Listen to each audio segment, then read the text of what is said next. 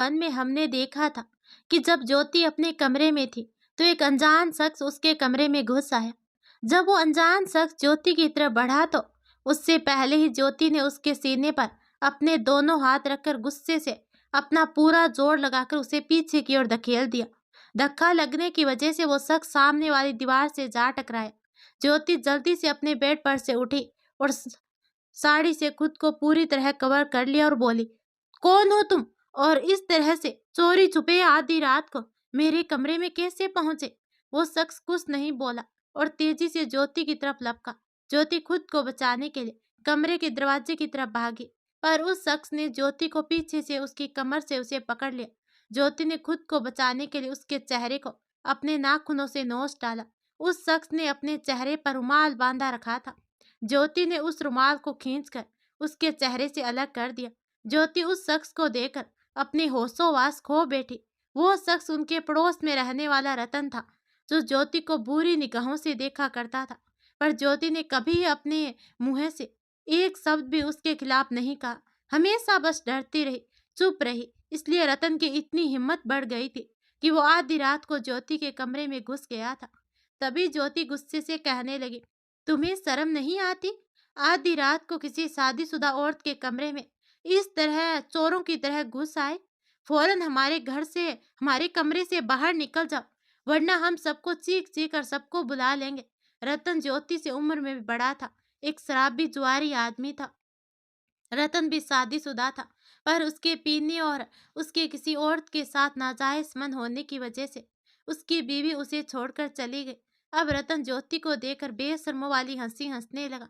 ज्योति कुछ समझ पाती उससे पहले ही रतन ने ज्योति को पकड़ लिया और दोनों फर्श पर गिर पड़े। ज्योति ने खुद को बचाने के लिए रतन के हाथ को अपने दांतों से पूरा जोर लगाकर काट लिया, तो रतन ने अपना हाथ किसी तरह से ज्योति के दांतों से बाहर निकाला।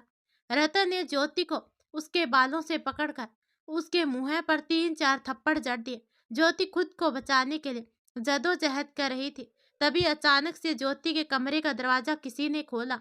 दीपक की अम्मा, अरे देखो जीजा, देखो हमारे घर में क्या हो रहा है। दीपक की अम्मा घर के सभी मेंबर्स को चीख चीख कर बुलाने लगी। सभी ज्योति के कमरे में पहुंच गए। जब घर के सभी मेंबर्स ज्योति के कमरे में आए तो ज्योति रतन के ऊपर अस्त व्यस्त हालत में थी। ज्योति सबको देखकर हड़बड़ाकर जल्दी से उठी और खुद को व्यवस्थित करने लगी। तभी दीपक की अम्मा कहती है, अब हमारे सामने सती सावित्री मत बनो, हमने अपनी आंखों से सब देख लिया है। राम राम, कैसी मनहूस बहू मिली हमें, जिसने अपनी आंखों की सरमोहाय तो बेच कर रखी दी है। ये सब कर्म कांड कर डाला। अब हम लल्ला को क्या कहेंगे कि उसकी बीवी उसकी पीठ पीछे रंग ललियां मनाती हुई पकड़ी गई।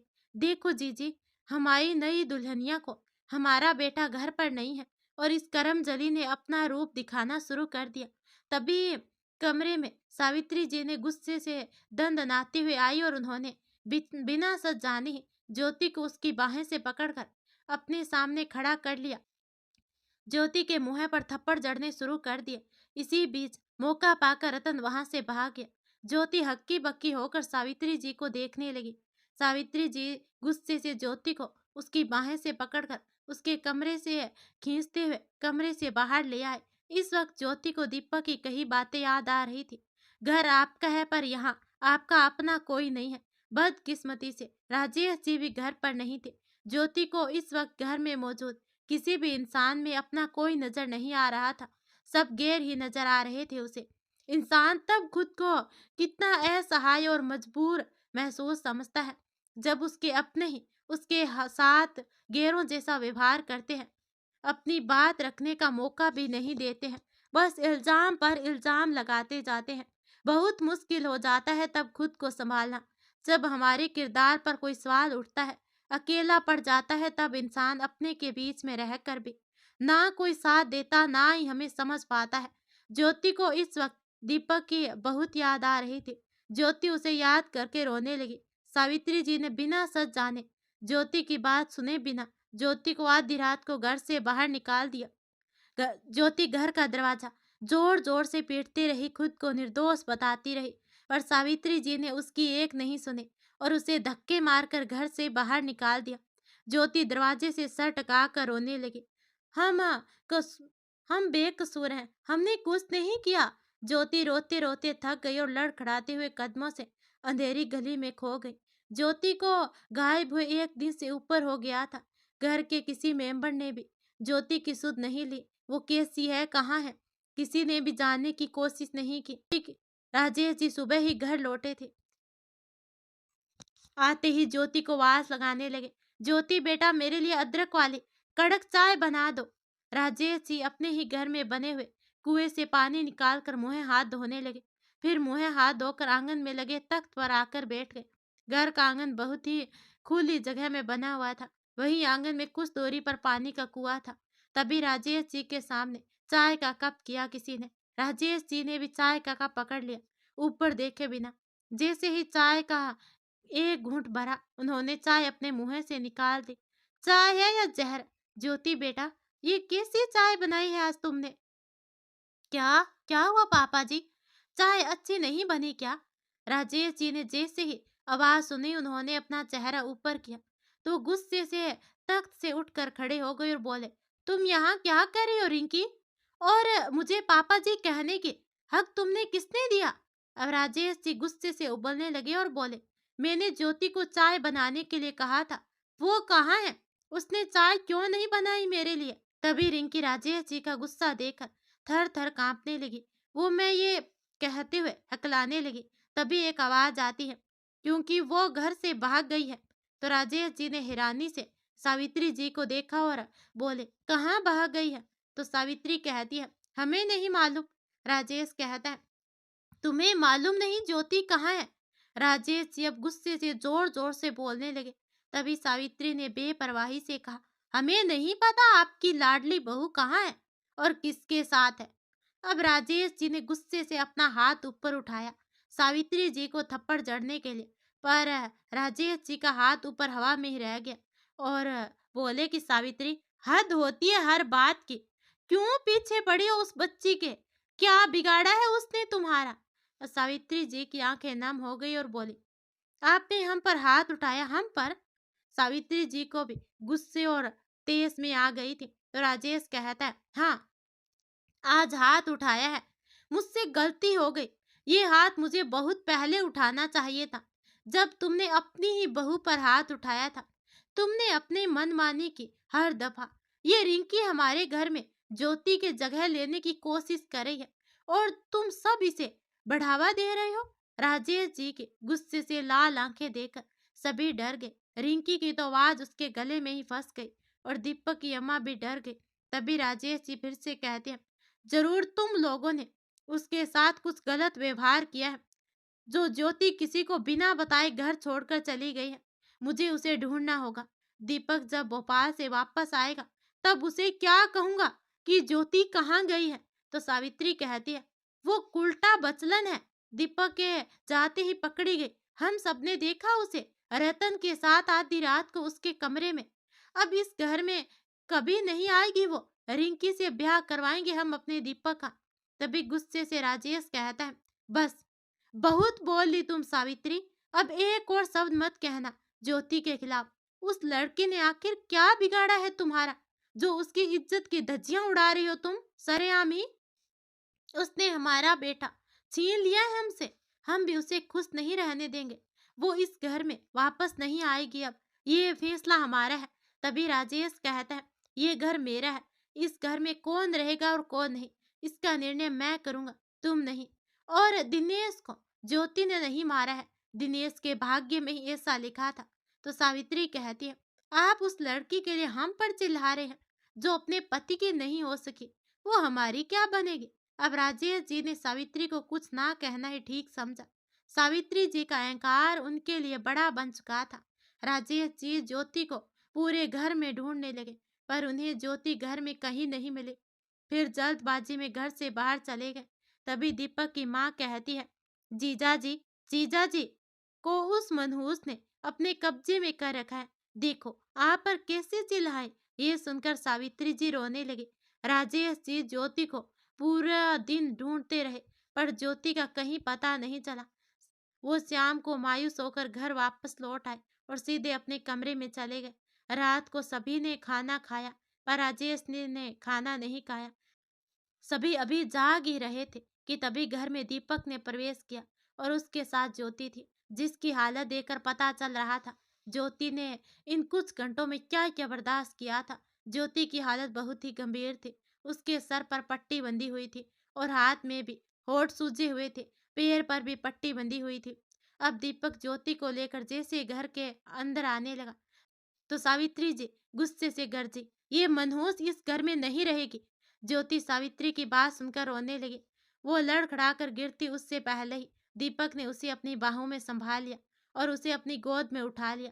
इस बार ज्योति ने इस बात का विरोध नहीं किया। ज्योति को इस वक्त किसी अपने के सहारे की सख्त जरूरत थी। ज्योति बहुत ही कमजोर दिखाई दे रही थी।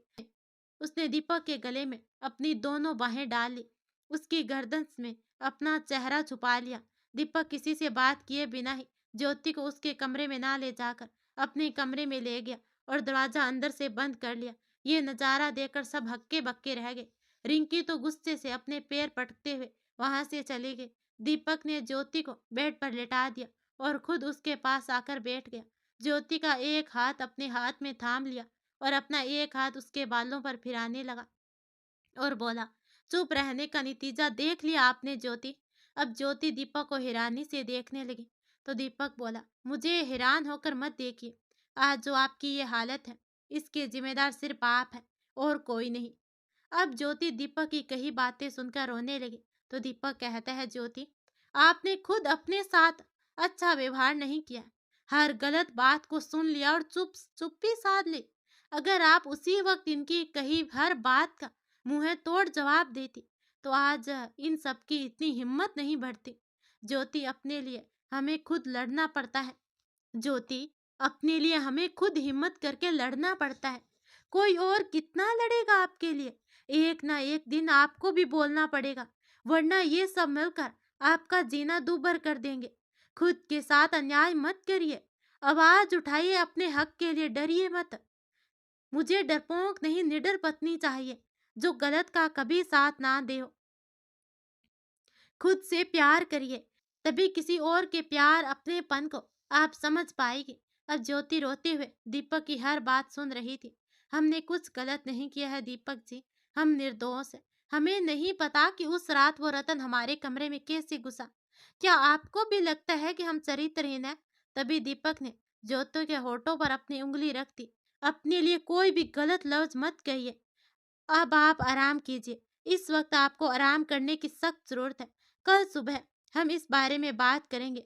वो उठकर जाने लगा तो ज्योति ने दीपक की कलाई पकड़ ली तो दीपक ने ज्योति को पीछे मुड़कर देखा और बोली, आपने जवाब नहीं दिया हमारी बात का, कि आपको भी लगता है हमने आपको चीट किया? दीपक ज्योति के हाथ में अपनी कलाई देकर मुस्कुरा दिया। दीपक ने ज्योति के उस हाथ पर अपना हाथ रख दिया जिस हाथ से ज्योति ने दीपक की कलाई पकड़ी हुई थी। दीपक उसके पास आया, उसके माथे को अपने होठों से छू लिया। इंसान झूठ बोल सकता है, उसकी आंखें नहीं। आपकी आंखों ने सारी हकीकत बयां कर दी है। मुझे खुद से ज्यादा आप पर भरोसा है। मैं आपके लिए खाना लेकर आता हूँ। ज्यादा मत सोचिए इस बारे में, जो हो गया उसे भूल जाइए। पर जो बर्ताव आपके साथ आपके अपनों ने किया है उसे कभी मत भूलना। मैं आता हूँ, कहकर दीपक ने ज्योति के बालों को चूम लिया और कमरे से बाहर निकल गया। अगली सुबह ज्योति अपने कमरे में आराम से गहरी नींद में सो रही थी। घर के बाहर आंगन में क्या हो रहा था उसे कुछ नहीं पता था। घर के बाहर हो रहे शोर को सुनकर ज्योति की नींद खुल गई। वो लड़खड़ाते हुए अपने बेड पर से उठी और डगमगाते हुए कमरे के दरवाजे तक पहुंची। घर में बहुत शोर शराबा होने लगा। घर में पुलिसकर्मी खड़े थे। दीपक के घर वाले सावित्री जी, राजेश जी, रिंकी और उसके माता पिता भी खड़े थे। दीपक एक और दीवार से सट कर खड़ा था, अपने हाथों की घड़ी बंधे रतन को देख रहा था जो आंगन के बीचों बीच अपने घुटनों के बल बैठा था। वो पुलिस के सामने हाथ जोड़कर बैठा हुआ था। साहब, मुझे दीपक से बचाइए, वरना ये मुझे मार डालेगा। दीपक गुस्से से उबल रहा था और उसके गुस्से का अंदाजा उसके बेंचे हुए जबड़े और गर्दन के फूली हुई नसों को देखकर पता चल रहा था। पुलिस अधीक्षक, तुमने आज तक कौन सा सीधा काम किया है जो तुम मुझसे रहम की भीख मांग रहे हो। पुलिस अधीक्षक ने रतन को फटकारते हुए कहा, मिस्टर दीपक एक पढ़े लिखे और सुलझे हुए इंसान है। तुम जैसा गुंडा आधी रात को इनकी पत्नी के कमरे में घुस जाए और ये एतराज भी ना करे, ये कैसे संभव है? इंस्पेक्टर की आवाज सख्त थी। तुम इनकी पत्नी के कमरे में आधी रात को क्या करने आए थे? ये सच तुम सबके सामने बताओ, वरना मैं तुम्हें खुद दीपक के हवाले कर दूंगा। फिर ये चाहे तुम्हें मारे या छोड़े, हम में से यानी कि पुलिसकर्मी दीपक और तुम्हारे बीच नहीं आएंगे। आज तुम्हारा कोई केस अदालत नहीं जाएगा। हर बार छूट जाते हो तुम, इस पर बात नहीं छूटे, इस बार नहीं छूटोगे तुम। अब इंस्पेक्टर कहता है, मिस्टर दीपक आपका मुजरिम आपके सामने है। आप चाहे जो मर्जी सजा दे इसे, हम में से कोई भी आपको नहीं रोकेगा। दीपक के दिल में पहले से गुस्से का ज्वालामुखी धधक रही थी। वो गुस्से से लाल पीली आंखों से रतन को देखते हुए उसके करीब आ गया और रतन दीपक का गुस्सा देखकर डर गया और वो तेजी से उठा और दीपक के पैरों को पकड़कर उसके कदमों में बैठ गया। साहब मुझे मारना मत, मैंने किसी के साथ कुछ भी गलत नहीं किया है। दीपक ने गुस्से से उसे उसकी गर्दन से पकड़कर अपने सामने खड़ा किया और बोला, तुमने कुछ नहीं किया, तुमने कुछ नहीं किया, कहकर उसके गाल पर लगातार 5-7 जोरदार झापड़ लगा दिए। रतन दीपक के झापड़ों की मार बर्दाश्त नहीं कर पाया और लड़खड़ाते हुए फर्श पर गिर गया। दीपक अपने घुटनों के बल बैठ गया रतन के सामने फर्श पर और उसने उसके दोनों हाथों को कसकर पकड़ लिया। मेरा तो मन कर रहा है तुम्हारे इन दोनों हाथों को तोड़ दूं। जिन हाथों से तूने मेरी पत्नी पर हाथ उठाया था, तेरी वजह से उसे आधी रात को घर से निकाल दिया। मेरे घर वालों ने बिना सच जाने भूखी प्यासी आधी रात को सड़क पर भटकी, सिर्फ तेरी वजह से, कहकर फिर उसे बुरी तरह मारा। बता, किसके कहने पर इतना घिनौना काम किया है तूने? बता, वरना तेरी जान ले लूंगा आज मैं। दीपक ने अपने दोनों दांतों को भींचते हुए अपने जबड़े कास लिए। रतन ने अपनी जान बचाने के लिए सच बताने का फैसला किया। सच बताता हूँ मैं, पहले मुझे छोड़िए। रतन ने दीपक के सामने अपने हाथ जोड़ दिए। उसका मुंह पूरी तरह लहूलुहान हो गया था। घर के सभी मेंबर्स रतन की ओर देख रहे थे। मैंने ये सब इसके कहने पर किया था। रतन ने अपनी उंगली जिस तरफ की, सब लोग, सभी पुलिसकर्मी उस ओर देखने लगे। रतन ने जिस पर उंगली उठाई वो कोई और नहीं, रिंकी थी। दीपक राजेश जी दोनों रिंकी को गुस्से से घूरने लगे और राजेश जी घृणा से उसे देखने लगे और बोले, मुझे पता है इसी लड़की का किया धरा है ये सब। रिंकी ने कहा, मैं कुछ नहीं किया। रिंकी की आवाज उसके गले में ही अटक गई और फिर बोली, ये झूठ बोल रहा है। क्यों रतन, क्या बिगाड़ा है मैंने तेरा, जो तू अपने इस घिनौने काम में मुझे अपने साथ मिला रहा है? इंस्पेक्टर साहब, इस रतन को गिरफ्तार कर लीजिए। इसने ही ज्योति के खिलाफ ये षड्यंत्र रचा है। रिंकी अपना बचाव करने लगी। तभी रतन बोला, नहीं नहीं साहब, ये रिंकी झूठ बोल रही है। जिस दिन दीपक साहब ज्योति से शादी करके उसे अपने साथ अपने घर में लाए, उसी दिन से ये ज्योति से खार खाए बैठी है। दीपक साहब जिस दिन भोपाल चले गए, उसी दिन रात को रिंकी मेरे पास आई और बोली, ए रतन, तुझे मेरे लिए काम करना है। मैं असमंजस से मैं रिंकी को देखने लगा।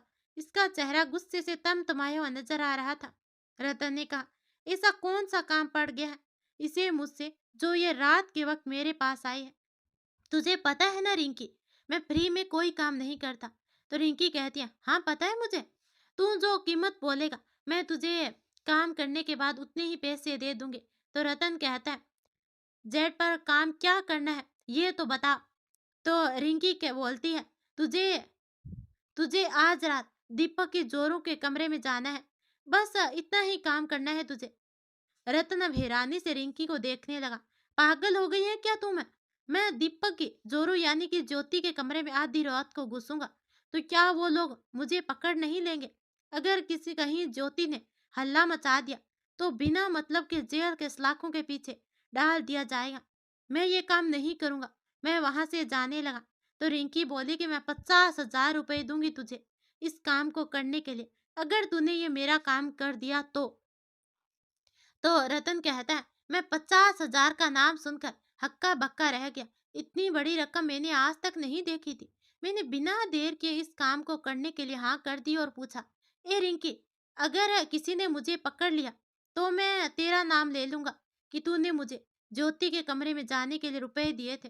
तो रिंकी कहती है, ऐसी नौबत नहीं आएगी, पर ये सब होगा कैसे? तभी रिंकी बोली, वो तुम मुझ पर छोड़ दो, मैं सब देख लूंगी। बस तुम वक्त पर पहुंच जाना। अब रतन आगे कुछ और बताता, रिंकी गुस्से से रतन को मारने लगी। तभी रिंकी के गाल पर किसी ने जोरदार तमाचा उसके मुंह पर जड़ दिया। रिंकी और बाकी सब उसे देखने लगे। जिसने रिंकी को थप्पड़ मारा था वो कोई और नहीं, रिंकी की माँ थी, इसका जो अपनी बेटी के किए का शर्मिंदा हो रही थी। क्या कमी रह गई थी रिंकी हमारे लाड प्यार में, जो तुमने ऐसा कर्म कर डाला? एक औरत होकर औरत के साथ ऐसी नीच हरकत कर डाली तूने। रिंकी की माँ अपना सिर पीटने लगी और रोने लगी। तो रिंकी कहती है, माँ हमें माफ कर दो माँ। रिंकी की माँ कहती है, तुम्हें माफ कर दे हम तुम्हें? देख अपने पापा की तरफ, आज तेरी वजह से इनका सर झुक गया है। क्यों किया रिंकी तूने ये सब बता? रिंकी की माँ ने उसे उसकी दोनों बाजों से पकड़कर बुरी तरह से झंझोड़ दिया उसे। तो रिंकी कहती है, हाँ हमने ये सब किया। हमने रतन को ज्योति के कमरे तक जाने का रास्ता सुझाया था। बाकी घर वालों को हमने ज्योति के खिलाफ इतना भड़काया कि सब ज्योति से नफरत करने लगे। कोई भी ज्योति के पास उसके कमरे में ना जाए, इसके लिए हम वहां बैठे रहे। जब रतन के आने का वक्त हुआ तो हम इनके घर से अपने घर आ गए। सुना आप सबने, हमने ये सब किया है क्योंकि हम दीपक को प्यार करने लगे थे। लेकिन इसने हमें धुतकार दिया और एक विधवा से शादी कर ली। हमने ज्योति को बदनाम करके दीपक की अकड़ को, गरूर को तोड़ दिया। हमने रतन को सिर्फ ज्योति के कमरे में जाने के लिए कहा था, पर यह तो बदतमीजी करने लगा। रिंकी की सब बातें सुनकर सावित्री जी, दीपक के अम्मा, बाबूजी के मुंह खुले के खुले रह गए और रिंकी को कुछ कहते उससे पहले दीपक ने रतन को फिर से पकड़ लिया और गुस्से से उसके ऊपर मुक्के बरसाने शुरू कर दिए। तूने मेरी पत्नी पर हाथ उठाया, उसके साथ जबरदस्ती करने की कोशिश की। तुझे तो मैं जिंदा नहीं छोड़ूंगा। आज ये कहकर दीपक ने रतन की गर्दन को कसकर दबा लिया तो रतन की सांसें उखड़ने लगी और उसकी आंखें बाहर आने लगी। पुलिस वालों ने दीपक के हाथ से रतन की गर्दन छुड़वाई, पर बहुत मुश्किल से। तभी पुलिस अधीक्षक कहते हैं, मिस्टर दीपक, आप शांत हो जाइए। आप कानून को अपने हाथ में मत लीजिए। आपने इसकी जितनी खातिरदारी करनी थी कर दी। अब बाकी हम पुलिस स्टेशन ले जाकर करेंगे और रिंकी को भी पुलिस स्टेशन ले जाएंगे। इसके कहने पर ही रतन ने ऐसा काम किया है। मैं लेडी पुलिस को बुलाता हूँ, कहकर पुलिस अधीक्षक अपने फोन से फोन करने लगा तो रिंकी के माँ बाप ने दीपक के सामने अपने हाथ जोड़ दिए। दोनों की नम आंखें देखकर दीपक ने पुलिस अधीक्षक को लेडी पुलिस को बुलाने से मना कर दिया। तो थानेदार बोला, पर मिस दीपक, आपकी कंप्लेंट तो रिंकी है, रतन तो सिर्फ मोहरा है। तो दीपक कहता है, मैं जानता हूँ सर, पर रिंकी की वजह से इसके माँ बाप आज शर्मिंदा खड़े हैं। सिर्फ इनकी वजह से रिंकी आज बच गई, पर इसका मतलब ये नहीं है कि इसे माफी मिल गई है। तभी दीपक रिंकी की ओर देखते हुए कहता है, आज के बाद तुमने मेरी जिंदगी में दखल दिया या तुम्हारी वजह से मेरी ज्योति को कोई नुकसान पहुंचा तो मैं भूल जाऊंगा कि तुम एक लड़की हो। बद से बदतर जिंदगी कर दूंगा तुम्हारी। तभी दीपक थानेदार को कहता है, सर आप रतन के खिलाफ केस बनाइए। तो थानेदार बोला, आप इस बात की चिंता मत करिए, रतन अब जेल की सलाखों के पीछे लंबा जाएगा। ओके मिस दीपक, हम चलते हैं। तो दीपक बोला, सर आपका बहुत धन्यवाद, आपने ही उस दिन मुझे मेरी पत्नी तक पहुंचाया था, वरना पता नहीं ज्योति ऐसी हालत में क्या करती। तो पुलिस वाला कहता है, ये हमारा फर्ज है। उस दिन सड़क पर जख्मी हालत में मिली थी आपकी पत्नी हमें, इन्हें एक कार वाले ने टक्कर मार दी थी। हमें वायरलेस पर एक्सीडेंट होने की खबर मिली थी, तो हम तुरंत एक्सीडेंट स्पॉट पर पहुंचे। इन्हें जख्मी हालत में अस्पताल में भर्ती कराया। फिर इन्हें थोड़ा होश आया तो आपकी पत्नी ने टूटी फूटी भाषा में आपका नाम बताया। फिर हमने आपको फोन करके सब बता दिया। हमने उस गाड़ी को और गाड़ी वाले को पकड़कर सलाखों के पीछे डाल दिया है। तो दीपक कहता है, उस दिन आपने मुझे फोन किया तो ज्योति के एक्सीडेंट के बारे में सुनकर मेरे हाथ पैर कांप गए। मैं जल्द से जल्द ज्योति के पास पहुंचना चाहता था। तभी थानेदार कहता है, अंत भला तो सब भला, अब आप उसका ख्याल रखिए, हम चलते हैं। दीपक ने पुलिस वाले से अपना हाथ मिलाया और पुलिस वाले रतन को पकड़ कर ले गए। तभी रिंकी की माँ बोली, बेटा तुम्हारा बहुत बहुत आभार, तुमने हमारी लाज बचा ली आज। तो दीपक कहता है, माफ करिए, पर आपकी बेटी मेरे घर की इज्जत को सड़क पर ले आई। ये सब आप सबकी दी हुई सह का नतीजा है। ना तो आप रिंकी को झूठे सपने दिखाते, ना तो ये ऐसा करती। आज के बाद अगर रिंकी इस घर में दिखाई दी, तो मुझे नहीं पता कि मैं क्या करूँगा। कृपा करके आप अपनी बेटी को यहाँ से ले जाइए और कोशिश करिए कि ये मुझसे और मेरी पत्नी से दूर रहे।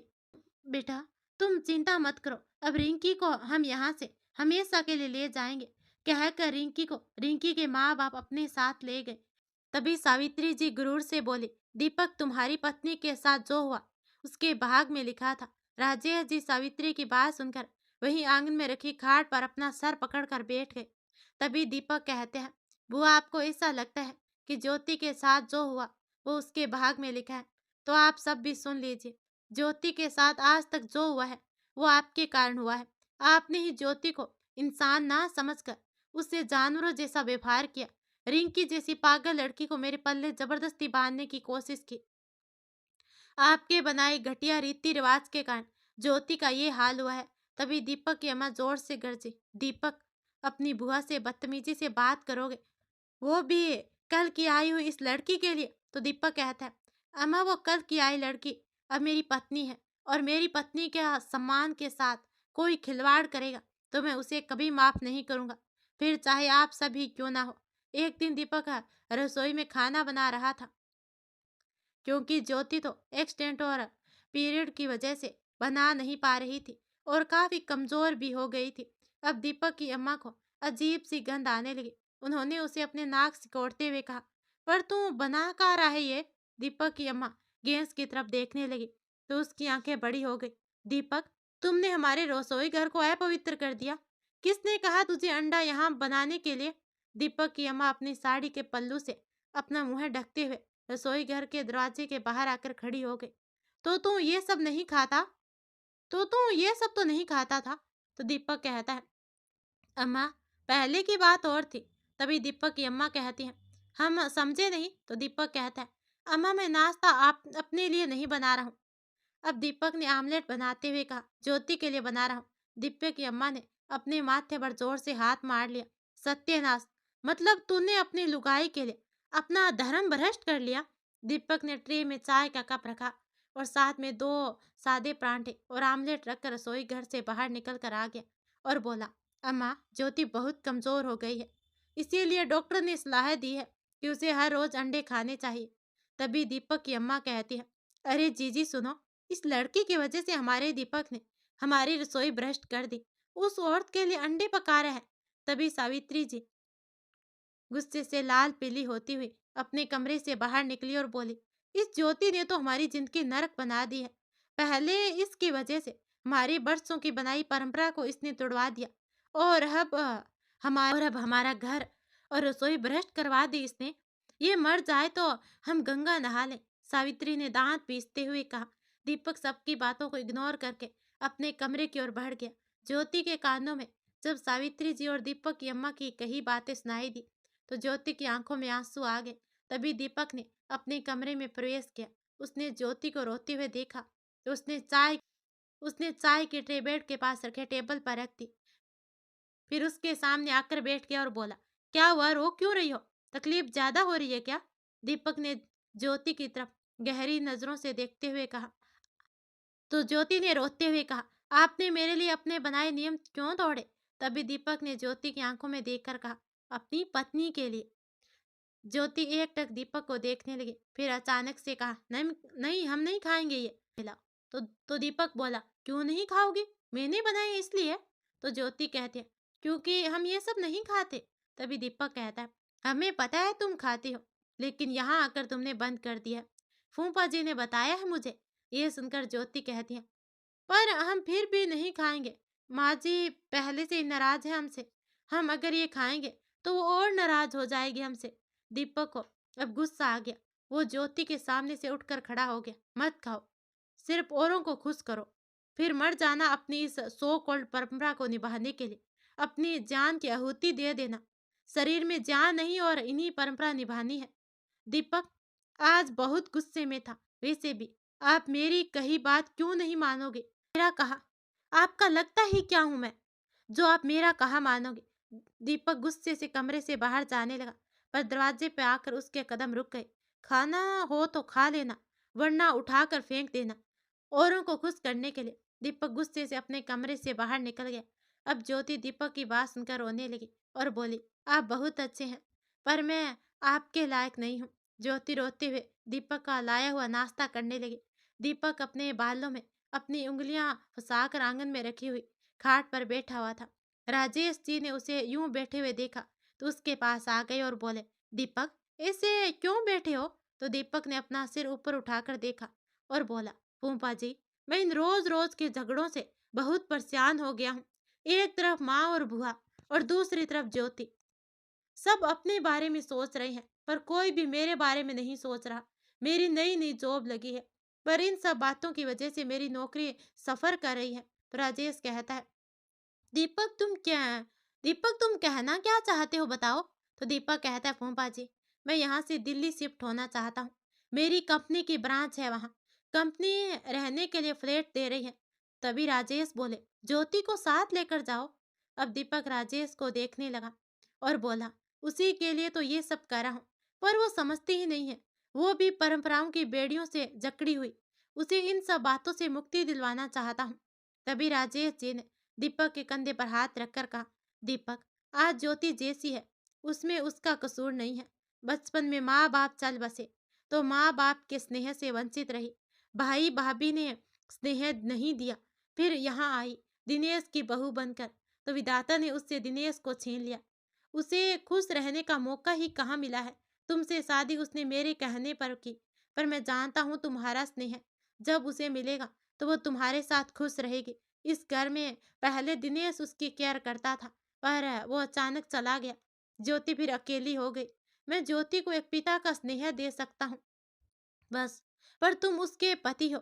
उसे इतना स्नेह दो कि वो खुद ब खुद तुम्हारे पास चली जाए, तुमसे अपने दिल की हर बात शेयर करे। बचपन से वो दबाव में जीती आई है, पर मुझे यकीन है तुम उसे बदल दोगे। तुम उसे लेकर यहाँ से चले जाओ। ये क्या कह रहे हैं आप जी? सावित्री जी दीपक और राजेश के सामने आकर खड़ी हो गई। तो राजेश जी बोले, वही कह रहा हूँ जो सही है। तभी दीपक की अम्मा कहती है, नहीं नहीं, दीपक कहीं नहीं जाएगा। अगर जाना हो तो अकेला जाएगा, ज्योति उसके साथ नहीं जाएगी। दीपक अपनी जगह से उठकर खड़ा हो गया और बोला, ज्योति मेरी पत्नी है और पत्नी हमेशा अपने पति के साथ रहती है, ना कि अलग। तभी दीपक की माँ गुस्से से बोली, दीपक, तुम हमारी बनाई हुई परंपरा को तोड़ रहे हो उस लड़की के लिए जिसके कारण आज हमारा बेटा हमसे जुबान लड़ा रहा है। तो दीपक कहता है, अम्मा, यहाँ रहा तो आप हर रोज अपनी परंपरा के खजाने से हर रोज कोई नई नई परंपरा निकालेंगे। मेरी शादीशुदा जिंदगी परंपरा की चक्की में बेमतलब के बनाए रीति रिवाज के साथ बुन खून की तरह पीस रही है। मुझे ये सब मंजूर नहीं है। मुझे अपनी गृहस्थी बसानी है। सारी जिंदगी में इन झगड़ों में उलझकर नहीं रह सकता हूँ। मेरा आखिरी फैसला है। मैं ज्योति को अपने साथ दिल्ली ले जा रहा हूँ बस। और आप सबसे यही उम्मीद करूंगा कि आप हमारे जाने में किसी तरह की कोई बाधा नहीं डालेंगे। तो दीपक की अम्मा और बुआ दोनों दीपक को आंखें बड़ी करके देखने लगे। दीपक वहां से तेजी से अपने कमरे की ओर चला गया। ज्योति आराम कर रही थी। दीपक ने एक सूटकेस निकाला, उसमें अपने और ज्योति के थोड़े बहुत कपड़े रख लिए। ज्योति की नजर जब दीपक पर पड़ी तो उसे देखने लगी और बोली, आप कहीं जा रहे हैं क्या? तो दीपक बोला, मैं नहीं, हम। तो ज्योति कहती है, हम मतलब? तभी दीपक कहता है, हम मतलब आप मेरे साथ दिल्ली जा रही है। ज्योति दीपक की बात सुनकर एकदम से उठकर बेड पर बैठ गई। आपके साथ जाकर हम क्या करेंगे? दीपक ने गहरी नजरों से ज्योति को देखा। अपनी जगह पर अलमारी के पास खड़ा रहा, वही जो एक पत्नी अपने पति के लिए करती है। दीपक ज्योति के चेहरे के भाव को देखकर हल्का सा मुस्कुरा दिया। मिन्नतें करवाए बिना उठकर तैयार हो जाइए, आज श्याम की गाड़ी है। तो ज्योति बोली, पर हमारा सामान कपड़ा? तभी दीपक कहता है, उसकी चिंता मत करिए बहन, मैं वहां जाकर नए कपड़े दिलवा दूंगा और बाकी सामान भी। इतना तो मैं कमा ही लेता हूँ कि आपकी हर जरूरत को पूरा कर सकूं। अब कोई एक्सक्यूज नहीं चलेगा। कहकर दीपक कमरे से बाहर निकल आया और ज्योति दीपक को हैरानगी से जाते हुए देख रही थी। अब दीपक ज्योति दिल्ली जाने के लिए तैयार थे। दीपक ने अपने कमरे में से अपना ट्रॉली बैग लाकर आंगन में रख दिया। ज्योति ने अपनी साड़ी के पल्लू से अपना सर ढक रखा था। वो थोड़ी सी डरी हुई सी लग रही थी। तो दीपक ने ज्योति के हाथ को अपनी हथेली में कस लिया। दीपक राजेश जी के पास आया, उनके पैर छूकर आशीर्वाद लेने लगा और बोला, फूफा जी हम चलते हैं। राजेश जी ने दीपक के सर पर अपने स्नेह भरा हाथ रखा और बोले बोले बिना दीपक अपना और ज्योति का ख्याल रखना। और बोले दीपक अपना और ज्योति का ख्याल रखना। तो दीपक कहता है, फूफा जी आप भी अपना ख्याल रखना और अपनी दवाइयाँ भी वक्त पर लेते रहना। मैं दिल्ली जाकर आपको भी वहीं बुला लूंगा। तो राजेश कहता है, तुम मेरी चिंता मत करो, तुमने मुझे जहाँ से दवाई दिलवाई है मुझे उस दवाई से फर्क पड़ गया है। तभी ज्योति नम आंखों से राजेश जी के पैर छूने लगी। तो राजेश जी ने ज्योति को अपने पैर नहीं छूने दिए, उसे अपनी बेटी समझकर अपने गले लगा लिया। अब ज्योति राजेश जी के गले से लगकर रोने लगी। राजेश जी ज्योति के सर पर अपना हाथ रखकर उसके बालों को सहलाने लगे। ज्योति, मैंने तुम्हें हमेशा अपनी बेटी की तरह समझा है और आगे भी समझता रहूंगा। तुम अब हमारी चिंता करना छोड़ दो, अपनी गृहस्थी बसाओ। दीपक को कभी भी शिकायत का मौका मत देना बेटिया। दीपक बहुत ही नेक दिल का लड़का है, उसका दिल कभी भी भूल से ना दुखाना। तो दीपक कहता है, हमें अब चलना होगा फूफा जी, ट्रेन 2 घंटे बाद की है, रेलवे स्टेशन पहुंचने में भी वक्त लगेगा। तभी राजेश जी बोले, दीपक तुम सामान लाओ, घर के बाहर मैं ऑटो वाले को बुला कर लाता हूँ। राजेश जी ज्योति के गाल को थपथपाकर ऑटो रिक्शा को लाने के लिए चले गए। तभी दीपक ज्योति से बोला, ज्योति चलिए। तो ज्योति कहती है, अम्मा और माँ जी से तो हम मिले ही नहीं। तभी एक आवाज आती है, कोई जरूरत नहीं है हमसे मिलने की। सावित्री जी और दीपक की अम्मा ने ज्योति को दूर से खड़े होकर कहा। दीपक ज्योति उनका आशीर्वाद लेने के लिए उनके पास जाने लगे तो दोनों मुंह बनाकर वहां से चले गए। ज्योति का दिल टूट सा गया था। तभी दीपक ज्योति के पास आया और बोला, चलिए। दीपक ने ज्योति का हाथ अपने हाथ में लिया और घर से बाहर निकल गया। ज्योति बार बार पीछे मुड़कर देख रही थी, पर पीछे कोई खड़ा नहीं था। राजेश जी ने ऑटो वाले को बुला लिया था। राजेश जी ने दीपक ज्योति को अपने गले से लगा लिया। जाओ तुम दोनों, दिल्ली पहुंचने की खबर दे देना। तो दीपक कहता है, फूफा जी आप चिंता मत करना, मैं वहां पहुंचकर आपको कॉल कर दूंगा। दीपक ज्योति ऑटो में बैठकर रेलवे स्टेशन के लिए निकल गए और राजेश जी अपनी नम आंखों को पहुंचते हुए घर ना जाकर मंदिर की ओर चले गए। अब दीपक और ज्योति दिल्ली के लिए निकल तो गए। क्या ज्योति अब सुखी जिंदगी जी पाएगी या फिर उसके आगे और परेशानियां आने वाली है? और हाँ, क्या कभी दीपक की माँ और बुआ ज्योति को अपनाएंगे? यह जानने के लिए पार्ट तीसरा देखना, जो कि कल आएगा इसी टाइम। अगर आपको कल वाला पार्ट सुनना है तो चैनल को सब्सक्राइब कर देना और घंटी वाला बटन भी दबा देना। चलो मिलते हैं अगली कहानी में।